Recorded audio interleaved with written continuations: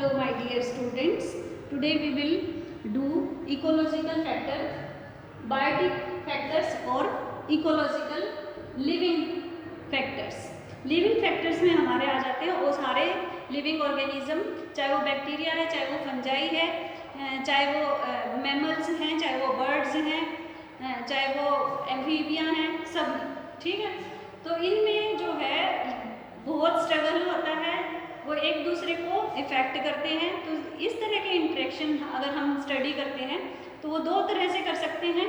सबसे पहले हम करते हैं इंट्रा स्पेसिफिक इंटरेक्शंस और दूसरी करते हैं हम इंटर स्पेसिफिक इंटरेक्शन।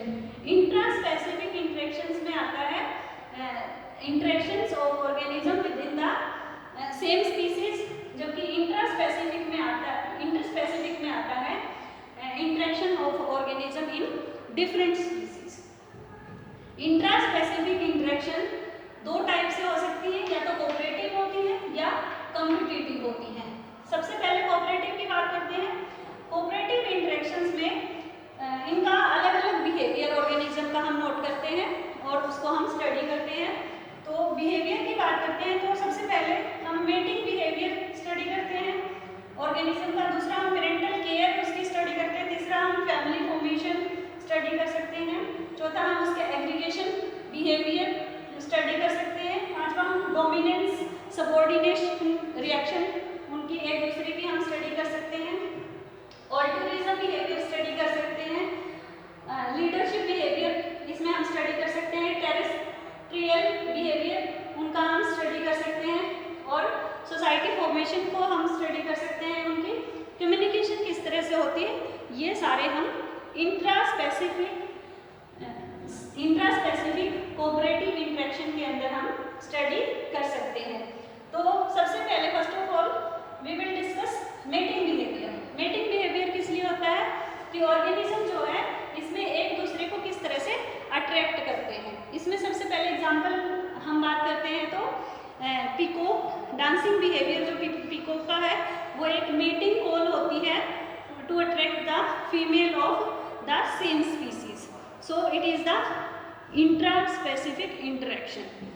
या फ्रॉग की बात करते हैं तो फ्रॉग, मेल फ्रॉग जो है वो कॉल करता है क्रोकिंग साउंड से फीमेल को, तो ये भी उसकी एक मेटिंग कॉल होती है टू अट्रैक्ट द फीमेल। दूसरा पेरेंटल केयर। पेरेंटल केयर में दो तरह से हम इसकी स्टडी कर सकते हैं कि किस तरह से हर ऑर्गेनिज्म अपने या तो एग्स की केयर करता है या अपने यंग वंस की केयर करता है। जो एग्स की केयर करते हैं उसमें हम एग्जांपल ले सकते हैं फ्रॉग का मेल एलाइटस।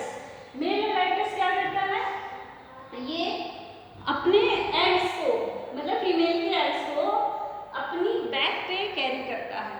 तो ये जो है बहुत अच्छा एग्जांपल है, this male Alytes carry eggs of its own back, अपनी बैक पे जो है और ये एग्स को कैरी कर सकता है, ठीक है। तो ये पेरेंटल केयर जो है वो हर इंडिविजुअल को ज़रूरत होती है और हर एक स्पीसीज इसको शो करती है। इन केस ऑफ फिशेस अगर हम बात करते हैं, हिप्पोकैम्पस हमने स्टडी किया हुआ है, तो उसमें मेल में हिप्पोकैम्पस पेरेंटल केयर के लिए बहुत अच्छा एग्जांपल है। वो मेल जो है, मेल हिप्पोकैम्पस अपने ब्रूड पोच में एग्स को कैरी करता है, तो ये भी एक एग्जांपल है पेरेंटल केयर का। पेरेंटल केयर में यंग वंस की अगर बात करते हैं तो यंग वन किस में आ जाते हैं, वो ऑर्गेनिज्म जो अपने चिल्ड्रन की केयर करते हैं। तो ये इसमें सबसे अच्छा एग्जांपल आ जाता है बर्ड्स का।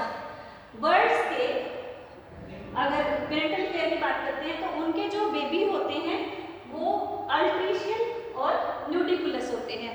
उन अल्ट्रीशियन मीन्स उनमें बहुत डेलिकेट होते हैं, उनके फैदर्स नहीं होते, आंखें बंद होती हैं, तो इसलिए उनको बहुत ज़्यादा केयर की ज़रूरत होती है और वो उनको एक नेस्ट की भी ज़रूरत होती है, तो वो उनको पेरेंट्स देते हैं। तो बर्ड्स में बहुत ही अच्छा एग्जांपल है पेरेंटल केयर का। दूसरा अगर हम कैटल्स की बात करते हैं, मैमल्स में आ जाते हैं, तो उनको वो प्रीकोशियल और न्यूडिफुगस होते हैं। प्रीकोशियल का मतलब उनको लेस रिक्वायरमेंट होती है पेरेंटल केयर की, लेकिन उनको भी पेरेंटल केयर की रिक्वायरमेंट होती है, जैसे फीड कराती हैं कैटल्स अपने यंग वंस को, ठीक है, लेकिन उनको भी ज़रूरत तो होती है। तो फैमिली फॉर्मेशन, बहुत सारे जो ऑर्गेनिजम्स हैं वो फैमिली बना के एक दूसरे के साथ रहते हैं, इसको बोलते हैं हम family formation. Many organisms live together in the family, ठीक है। उसके बाद एग्रीगेशन बिहेवियर शो करते हैं। एग्रीगेशन किस तरह से करते हैं कि बहुत सारे ऑर्गेनिज्म मिलके एक साथ रहते हैं, वो क्या करते हैं, झुंड बना के रहते हैं। झुंड में अलग अलग ग्रुप को अलग अलग नाम से पुकारा जाता है, जैसे फ्लॉक के केस में, फ्लॉक जो है वो शिप के केस में, शिप के ग्रुप को हम क्या बोलते हैं, फ्लॉक्स। इसी तरह प्राइड के ग्रुप को जैसे लॉयन बोलते हैं, ट्रुप, मंकीज के ग्रुप को ट्रुप बोलते हैं। तो स्वार्म जो है वो लोकस्ट का होता है, सोल जो है वो सील या फिशेस के केस में सोल होता है। हर्ड भी एक ग्रुप है, वो जो है हम एलिफेंट के केस में या जेब्रा के केस में उसको क्या कहते हैं, हर्ड बोल सकते हैं। तो इस तरह से जो है एग्रीगेशन बिहेवियर होता है ऑर्गेनिजम्स का। जबकि बहुत सारे ऑर्गेनिजम्स में डोमिनेटिंग बिहेवियर भी शो करते हैं। डोमिनेटिंग बिहेवियर उनकी कोई ज़्यादा कंडीशन नहीं होती, लेकिन फिर भी कई बार जो है एज में जो सबसे बड़ा होता है वो लीडरशिप की तरह से अपने आप को एक लीडर की तरह रिप्रेजेंट करता है, ठीक है। और दूसरा क्या हो सकता है कि मेल कैंडिडेट, समटाइम मेल जो है किसी भी हर्ड का, वो अपने आप को सबसे आगे रखता है, तो वो डोमिनेटिंग बिहेवियर होता है उनका, ठीक है। फिर आ जाता है हमारा ऑल्टूरिज्म।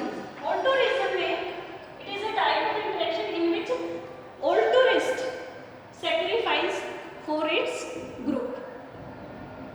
In case of leadership, इसमें क्या होता है कि जो लीडर होते हैं वो अपने हर्ड को, अपने ग्रुप को रिप्रेजेंट करते हैं, और ये दो तरह से कर सकते हैं। या तो जब मेल लीडर होता है तो उसको बोलते हैं पैट्रियल, और जब फीमेल लीडर होती है तो उसको बोलते हैं मैटर्जियल।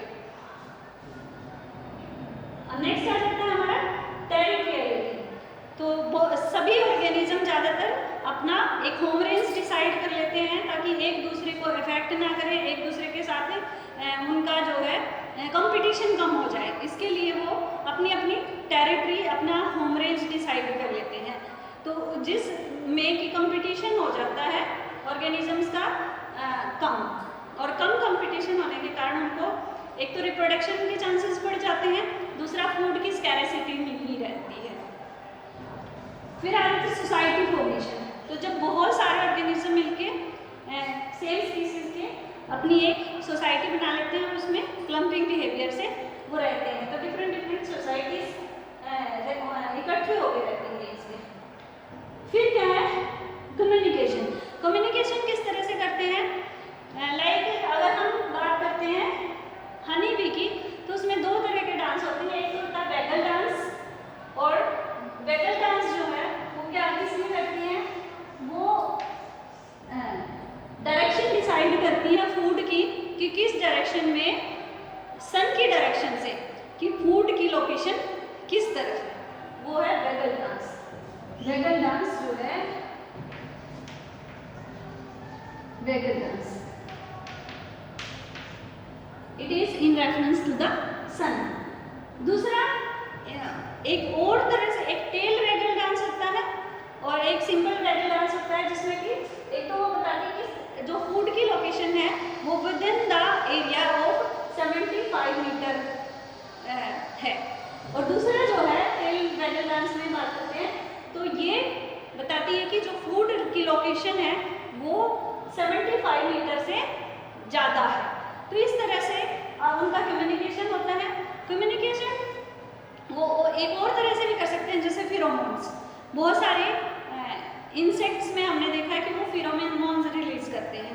एंट के केस में आपने देखा है कि एंट जो है ट्रेल के लिए कुछ ट्रेल हार्मोन रिलीज करते हैं, तो वो हमेशा एक दूसरे के पीछे लाइन बना के चलती हैं, और आप उनकी लाइन को अगर डिस्टर्ब भी कर देते हैं तो वो दोबारा से उसको स्मेल करके और वहीं से जाती हैं। तो इस तरह से इनमें इंसेक्ट्स में ज़्यादातर ट्रेल बिहेवियर भी होता है, फिरोमोन्स का भी बिहेवियर होता है।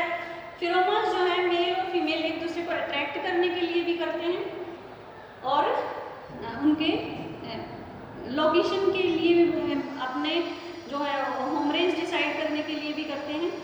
होम रेंज के लिए जैसे अपनी यूरिनेशन करके आ जाते हैं टेरिटरी बना के, और यूरिनेशन करके आ जाते हैं जिससे कि उनका एरिया डिसाइड हो जाता है कि this particular area is mine. तो इस तरह से ऑर्गेनिजम्स का डिफरेंट बिहेवियर होता है। इसी तरह अगर हम बात करते हैं कॉम्पिटिटिव इंटरेक्शंस की, तो ये दो तरह से हो सकते हैं, या तो इंट्रा स्पेसिफिक हो सकता है या इंटर स्पेसिफिक हो सकता है। तो इंट्रा स्पेसिफिक कंपटीशन में जो है सेम स्पीसीज के बीच में कंपटीशन है एक दूसरे के लिए। कंपटीशन किस चीज़ के लिए हो सकता है, या तो कोर्टशिप के लिए कंपटीशन होता है, ठीक है, या स्कैरिसिटी ऑफ फूड के लिए कंपटीशन होता है, या फिर टेरिटरी के लिए कंपटीशन होता है। तो ये सारी चीज़ें इसमें दोबारा से आ जाती हैं। लीडरशिप के लिए भी कंपटीशन होता है, और अपने आप को सुपीरियर दिखाने के लिए यानी कि डोमिनेंस शो करने के लिए भी कंपटीशन होता है। और हम बात करते हैं inter specific with in the species, दो स्पीसीज के बीच में भी बहुत ज़्यादा कंपटीशन होता है, जबकि इंट्रा स्पेसिफिक जो कंपटीशन होते हैं वो ज़्यादा हार्मफुल होते हैं। क्यों? क्योंकि उनकी बेसिक नीड्स जो हैं वो सेम होती हैं, चाहे वो कोर्टशिप के लिए है, चाहे वो उनका फूड के लिए है, चाहे वो एरिया के लिए है। तो क्योंकि उनकी हैबिट्स और हैबिटेट ऑलमोस्ट सेम होते हैं, तो इसलिए ये जो है इंट्रा स्पेसिफिक कंपटीशन ये बहुत ज़्यादा हार्मफुल हो सकता है पर्टिकुलर स्पीसीज के लिए। जबकि इंटर स्पेसिफिक इंटरेक्शंस जो हैं वो डिफरेंट टाइप से हो सकती हैं। वो या तो पॉजिटिव हो सकती है, या नेगेटिव हो सकती है, या न्यूट्रल हो सकती है। पॉजिटिव में अगर बात करते हैं तो ये बेनिफिशियल होती हैं एक दूसरे के लिए, म्यूचुअल अंडरस्टैंडिंग होती है, म्यूचुअल बिहेवियर होता है, तो इसमें जो है एक दूसरे का बेनिफिट देखते हैं। जबकि नेगेटिव इंटरेक्शंस में एंटागोनिस्टिक इफेक्ट्स हैं, यानी कि एक दूसरे को नुकसान करते हैं। जैसे किसी पर्टिकुलर पार्टनर को लेके झगड़े हो जाते हैं दो, और जैसे लाइन के बीच में फीमेल के लिए कंपटीशन होता है। तो इस तरह से हम इसमें नेगेटिव भी हो सकता है, और न्यूट्रल में क्या होता है कि ना उनको बेनिफिट होता है और ना उनको एक दूसरे के लिए वो हार्मफुल होती है। तो इस तरह से